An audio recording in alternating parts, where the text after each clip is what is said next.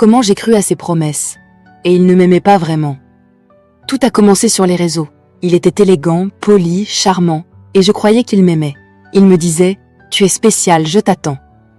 Je me sentais vue, valorisée, aimée, mais je ne savais pas que c'était un piège. Il promettait de m'appeler à certaines heures, et souvent il ne le faisait pas. Je me disais peut-être qu'il est occupé ou fatigué.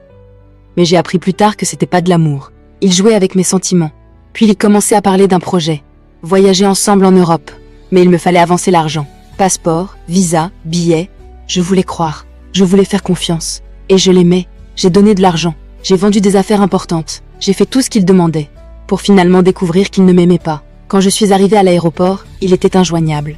J'étais seule, triste, dévastée. Je n'avais plus rien. Tout ce qu'il m'avait promis, c'était un mensonge. Signe d'alerte biblique. 1. Il ne respecte pas ton temps. Proverbe 12, 22. Les mensonges ne plaisent pas à Dieu. Application.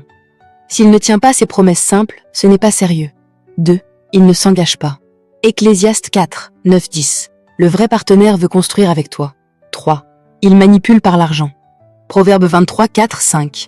L'argent ne doit jamais être une preuve d'amour. 4. Il t'isole et te fait douter. Proverbe 13, 20. Écoute les conseils de tes proches. Un homme sérieux ne t'empêche jamais de demander un avis. Conseil pratique. Ne jamais avancer financièrement dans une relation récente. Tester la cohérence de ses paroles et actions. Demander l'avis de tes proches. Écouter la paix ou l'alerte que Dieu met dans ton cœur. Si un homme te fait douter, te presse ou te manipule pour de l'argent, ce n'est pas de l'amour. Protège ton cœur et marche dans la sagesse de Dieu.